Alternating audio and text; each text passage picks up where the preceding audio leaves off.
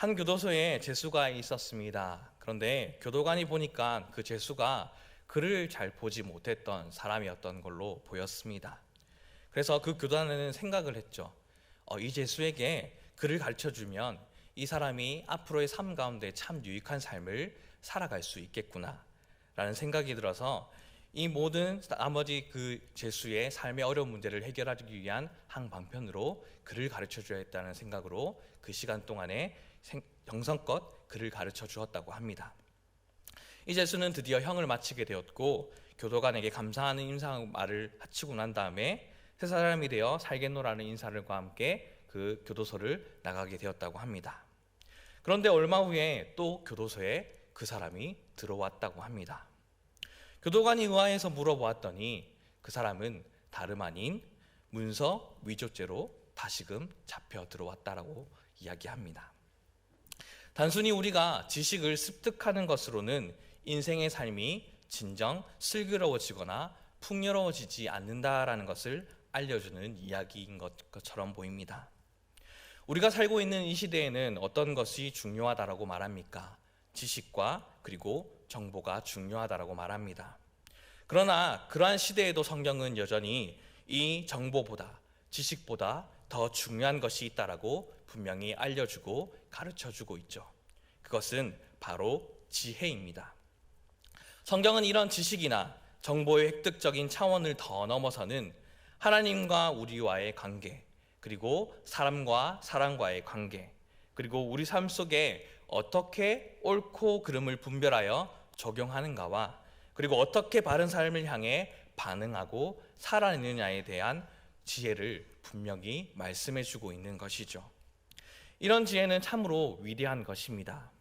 잠언 기자는 그래서 지혜의 소중함을 이렇게 표현했습니다. 잠언 8장 11절 말씀에 대저 지혜는 진주보다 나음으로 원하는 모든 것을 이에 비교할 수 없음이라 라고 말이죠. 이 말은 무엇입니까? 지혜에 비할 것이 전혀 아무것도 없다라고 말하는 겁니다. 본문에서도 야고보는 이 지혜를 설명하며 두 가지 유형으로 이 지혜를 구별하고 있죠. 참 지혜와 거짓 지혜, 하늘의 지혜와 땅의 지혜로 말하고 있습니다. 먼저 땅의 지혜에 대해서 말하고 있는데 그 땅의 지혜는 어떠하다고 설명합니까? 하나님으로부터 멀어지게 만드는 자기중심적인 지혜로 이기적이며 탐욕적인 지혜라고 설명하고 있습니다. 왜냐하면 이런 땅의 지혜가 드러날 때에는 본문 14절에서 16절까지의 말씀처럼 독한 시기와 다툼이 일어나기 때문입니다. 그런 지혜는 위로부터 내려온 것이 아니고 땅의 것이고 정욕적인 것이고 귀신의 것이라고 말합니다. 그리고 그러한 지혜를 통하여 시기와 다툼이 일어나게 되고 혼란과 모든 악한 일이 일어난다라고 분명하게 소개하고 있기 때문이죠. 이렇듯 땅의 지혜는 자기 중심적이기 때문에 자신을 드러내고 자신을 높이고 자신의 잘남을 증명하는 것을 부추기며 살아가게 만듭니다. 교회 안에서도 열심히 봉사를 하는데 잘못된 열심이 우리 가운데 있을 수 있습니다. 열심히 하긴 하지만 자신을 높이기 위해 그러한 내적인 동기가 숨겨져 있으면 그것은 바로 다름 아닌 땅의 지혜에서 온 지혜대로 행동하는 것이죠. 그래서 우리는 시기심으로도 열심히 할 수 있습니다. 열심은 필요하지만 내면의 동기를 들어가 보면 그 가운데 그 사람에게는 시기심이 있는 거죠. 나보다 더 열심히 하는 것처럼 보이는 사람이 있으면 질 수 없어서 열심히 일하고, 그것은 사실 정욕적이죠. 이는 내가 알게 모르게 하나님을 위한 그러한 열심보다는 사람들에게 인정받기 위해서 열심히 일하기 때문입니다. 그리고 여기서 나오는 것들이 있죠. 시기와 질투가 나오게 됩니다. 이것은 아주 무섭습니다. 왜냐하면 그로 인해 공동체 안에 인간관계가 완전히 무너지기 때문이죠. 성경 안에서도 시기와 질투의 내용들이 참 많이 나오죠. 가인은 하나님이 자기의 제사는 받지 않고 동생의 제사만 받으신 것에 대해 질투가 불타올라 결국 동생을 돌로 쳐 죽입니다. 질투가 어디까지 갑니까? 형제 간의 관계를 깨는 정도가 아니라 살인까지 가게 됩니다. 요셉의 형들은 아버지의 편에 질투가 나게 되죠. 결국 동생을 팔아버립니다. 우리가 익히 잘 알고 있는 사울 왕은 어떻습니까? 다윗이 블레셋의 명장 골리앗을 넘어뜨리고 나서 거리마다 들려오는 사울은 천천히요 다윗은 만만이라 라는 여인들의 노래에 질투의 영이 들어오게 됩니다. 사실은 사울 자체만으로 보면 전혀 견줄 만한 없을 정도로 준수합니다. 외모도 준수하고 모든 것을 다 가진 왕이라 말할 수 있죠. 모자랄 것 없는 사람이고 누구도 비교할 수 없는 사람인데도 불구하고 백성들이 다윗을 높이니 견딜 수 없어 정상적인 삶을 살아내지 못하게 됩니다. 이렇듯 질투는 무섭게 되는 것이죠. 사람의 이상적인 기능을 마비시키고 자신이 언제나 주인공이 되고 싶어하는 집요함이 그 안에 있는 것입니다. 땅에서 나온 지혜가 바로 이러한 것들입니다. 누군가 나보다 일을 더 잘하고 사람들에게 인정받는 모습을 보면 배가 아프고 어떤 단체나 조직에서도 이러한 일들은 비일비재합니다. 나보다 뒤늦게 들어온 사람이 교회 같으면 중직자가 먼저 되거나 나 외에 다른 사람과도 친밀하게 지내는 것처럼 보이고 공동체 속에 비중 있는 일, 드러난 일이 많아지게 된다고 한다면 처음에는 함께 즐거워하다가 나중에 본인이 그 모습으로 시험 들게 되는 모습들이 참 많이 있죠. 나보다 어리고 교회에도 늦게 들어왔는데 너무 잘 쓰임받는 것을 보면 견디기 어려워하는 그런 일들 말이죠. 그런 경우 다른 사람이 잘하고 인정을 받으면 같이 기뻐하고 박수 쳐줘야만이 마땅하지만 딴지를 걸고 싶어합니다. 비틀고 싶고 괜히 깎아버리고 싶어하는데 그것이 바로 정욕적이고 마귀적인 것입니다. 하늘로부터 온 지혜가 아닌 땅에서 나온 지혜는 이렇게 언제나 다툼과 분쟁을 일으킵니다. 내가 알고 있는 것으로 사람과의 관계를 자꾸 깨트리죠. 많이 알고 있는 것으로 또 다른 사람을 살려주면 참 좋을 텐데 자신이 알고 있는 것으로 그것의 관계를 깨트려버리고 무너지게 만듭니다. 그리고 교만해지고 다른 사람들을 판단하고 독선에 빠지게 되죠. 그리고 내가 많이 아는 것을 넘어서서 나에게만 그 모든 것이 거쳐나가게 되며 나로부터 그 모든 것이 진행되어야 되며 내가 모르는 것이 마치 없어야 되는 것처럼 자신이 모든 일의 중심이 되기를 원하는 것이 바로 땅에서부터 오는 지혜로 말미암아 살아가는 사람들일 것입니다. 그 사람들은 또 그렇습니다. 언제나 옳은 소리만 합니다. 하지만 그 사람이 하는 옳은 소리에는 왠지 거북하고 아름다운 모습을 찾을 수가 없다면 그것은 땅에서 나온 지혜일 뿐이지 하늘에서 나온 지혜가 아닌 것입니다. 왜냐하면 옳은 소리가 세상을 바꾸진 않지 않습니까? 예를 들면 어떤 것이 있을까요? 잔소리가 있겠죠. 대부분의 아이들이 엄마와 함께 있으니 이렇게 표현하겠지만 엄마의 잔소리가 세상을 바꾼다면 이 세상은 벌써 달라졌겠죠. 아이가 변화되는 것은 무엇입니까? 엄마의 잔소리가 결코 아닙니다. 어떻게 보면 옳은 소리만 하는 부모에게서 자란 아이들이 오히려 곁길로 가는 경우가 참 많습니다. 왜 그렇습니까? 잔소리 안에는 따뜻함이 없고 정죄만 있기 때문입니다. 내가 제대로 하는 것이 무엇이냐? 왜 그런 짓을 해? 내가 뭐가 되려고 그래? 엄마 속속이면 엄마가 죽는 걸 보려고 그렇게 행동하니 내가 몇 번이나 말해? 아이를 위한 말이라고 한다고 했지만 그 안에는 독이 있고 선함이 없죠.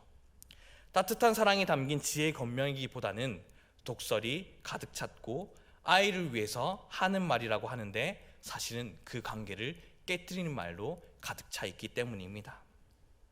오늘날 참 많은 갈등들이 일어납니다. 세상 곳곳에 보면 관계가 깨어지고 어려워지고 있습니다. 코로나로 인한 어떤 문제가 발생되었다 기사가 맞뜨기 시작하면 함께 해결하기보다는 함께 해결할 때에도 옳음과 정죄만이 가득 찬 이야기들만 차고 넘칩니다. 그러니 세상은 어떠합니까? 분열이 일어나고 깨어지기만 하는 것이죠. 우리가 옳고 그름을 말하는 것도 참 중요하겠지만 그보다 더 중요한 것은 사랑 안에서 옳고 그름을 말해야만 합니다.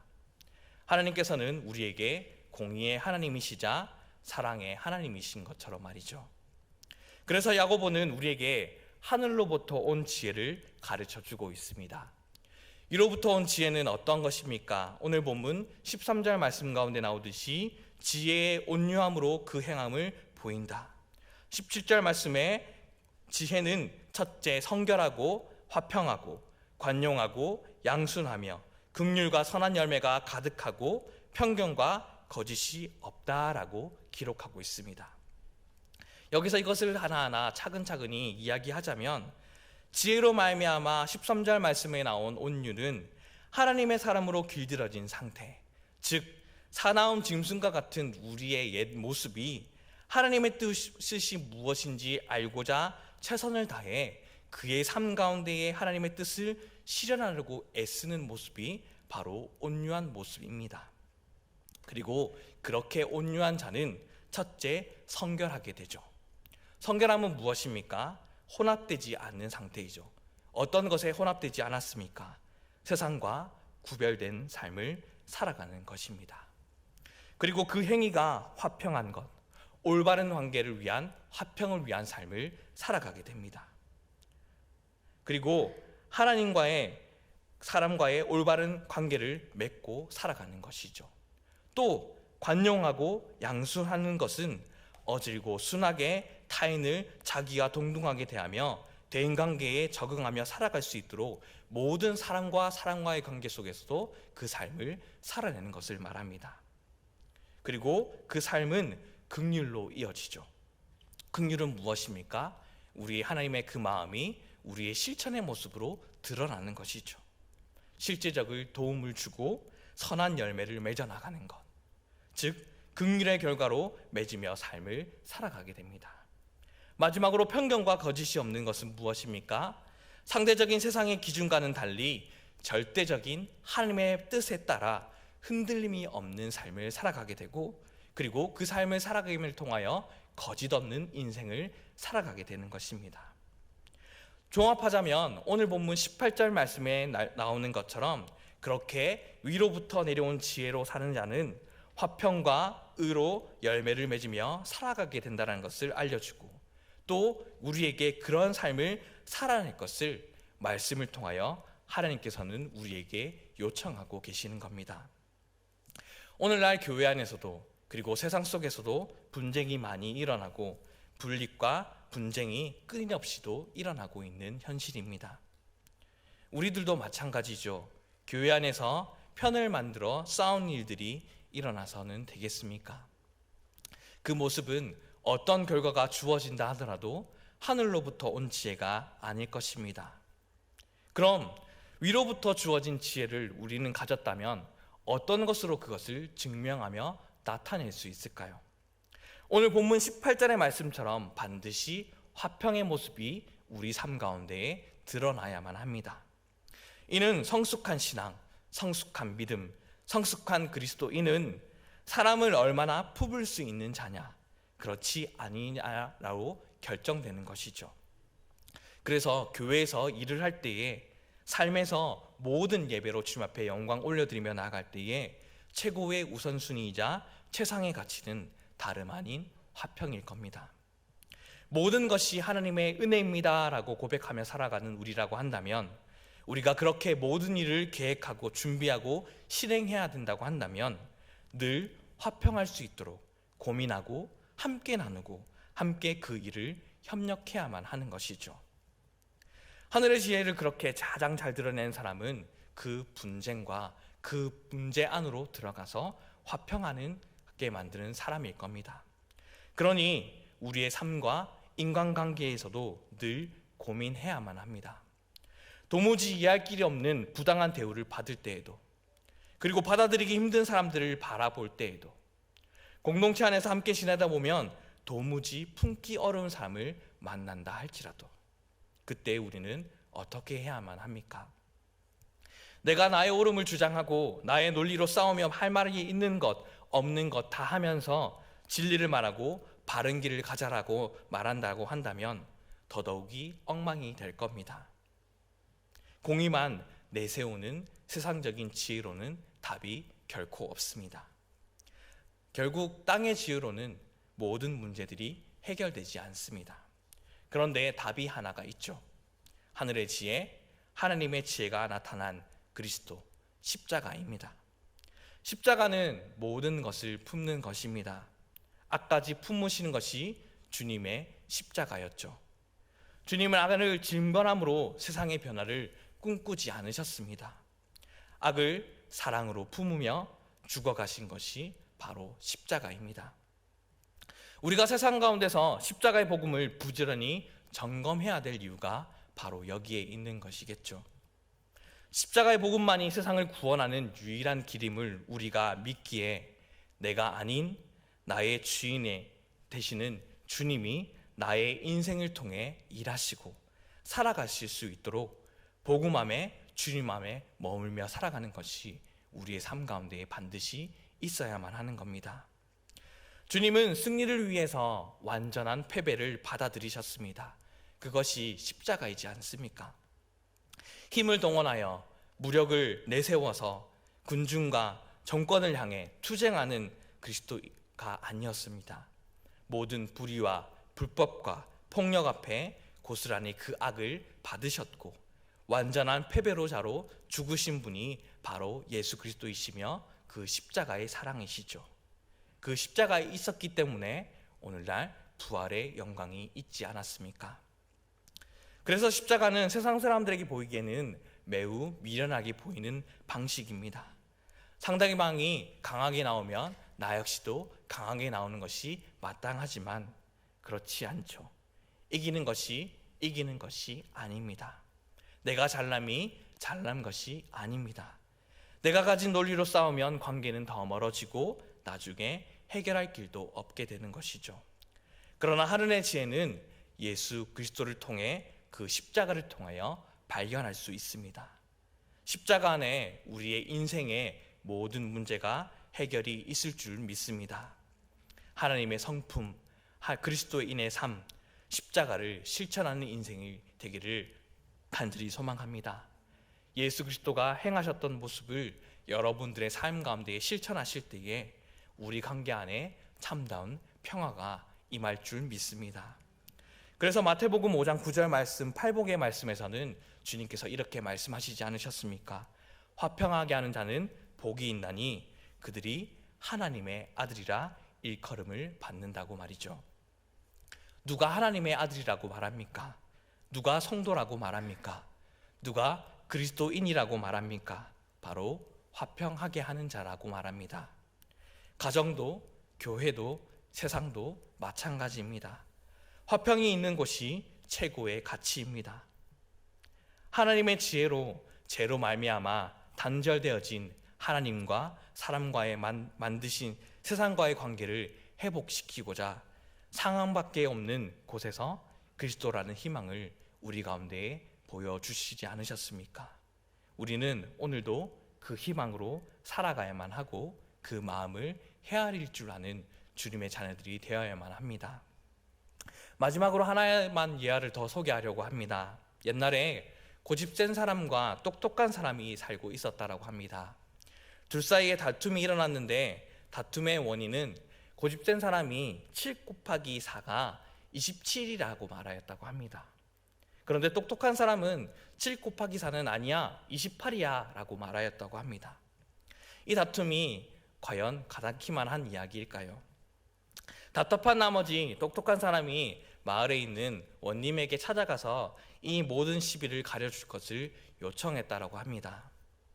그래서 그 이야기를 듣고는 이 고을의 원님이 한심스러웠다는 표정을 짓고 둘 다 쳐다본 사람에게 먼저 고집센 사람에게 물어보았다라고 합니다. 내가 7 곱하기 4는 27이라고 말하였느냐? 네, 당연한 사실을 당연하게 말했는데 글쎄 이놈이 28이라고 우기지 뭡니까? 그러고자 그 원님은 다음과 같이 말하였다라고 합니다. 27이라고 답한 놈은 풀어주고 28이라고 한 놈은 곤장 10대를 쳐라. 고집센 사람이 똑똑한 사람을 놀리며 그 자리를 떠났고 똑똑한 사람은 억울하게 곤장을 맞게 되는 처지가 되었습니다. 그러자 똑똑한 사람이 억울하다고 그 원님에게 하소연하죠. 그러자 원님이 이렇게 대답하였다고 합니다. 7 곱하기 4는 27이라고 우기는 그런 놈이랑 싸우는 내 놈이 더 어리석은 놈이다. 그러니 내 너를 매우 쳐서 너에게 지혜를 깨우치겠다. 우리는 무엇을 하든 주님을 바라보면서 늘 겸손히 생각해야만 할 겁니다. 내 생각이 하나님의 생각과는 다를 수 있다. 우리가 하나님 앞에서 왜 7 곱하기 4는 27이라는 사람과 싸우냐라고 물으실 때에 우리는 뭐라고 답할 수 있겠습니까? 하나님, 7 곱하기 4는 28이잖아요. 하나님, 너무 억울해요. 저 사람 때문에 너무 힘들어요. 정말 미칠 것 같아요. 그리스도인이 그렇게 해도 돼요? 라고 주님께 물으시겠습니까? 아마 그렇게 제가 하나님께 물었다고 한다면 하나님께서는 이렇게 말씀하셨을 것 같습니다. 그걸 알면서 그래? 다시 말하면 잘 안 해. 다른 사람들은 모르잖아. 나의 마음을 알면서 나의 마음을 아는 너가 달라야지. 정답을 아는 자가 너 모르는 자와 같이 똑같이 행동하면 되겠니? 그렇게 나에게 말씀하시지 않으실까요? 하나님께서는 지혜로 천지를 창조하셨고 타락한 인류를 구속하셨습니다. 또한 하나님께서는 아들을 통해 자기의 뜻을 완전하게 드러내 보이셨기에 예수 그리스도는 지혜가 성육신 되었다라고 우리는 말할 수 있을 겁니다.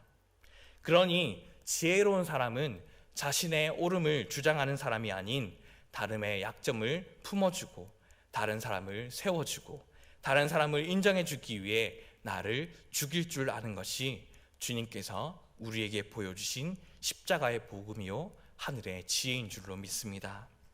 그러면서 하나님은 그것을 오늘 말씀을 통하여 우리에게 행동하라고 말씀하십니다. 내가 그렇게 행동했듯이 그것이 너의 삶의 방식이 되길 원한단다라고 말씀하시는 것이죠. 우리들은 예수 그리스도를 통해 지혜를 가지고 우리와 늘 거하는 주님으로 세상 가운데에 하나님의 지혜를 드러낼 수 있는 자들입니다. 이것에 모인 우리는 지혜를 성육신으로 나타내 보이신 그 하나님의 사랑을 늘 생각하며 바라보는 인생이 될 수 있기를 간절히 소망합니다. 그리하여 하나님의 자녀들인 우리와 함께 화평을 오늘도 이루기를 원하시는 하나님의 마음을 알아 하늘의 지혜로 살아가는 우리의 삶을 통하여 모든 관계가 하나님의 놀라우신 사랑의 화평으로 화평케 되는 놀라운 열매를 맺으며 살아가는 복된 인생이 우리의 인생이 될 수 있기를 간절히 소망합니다.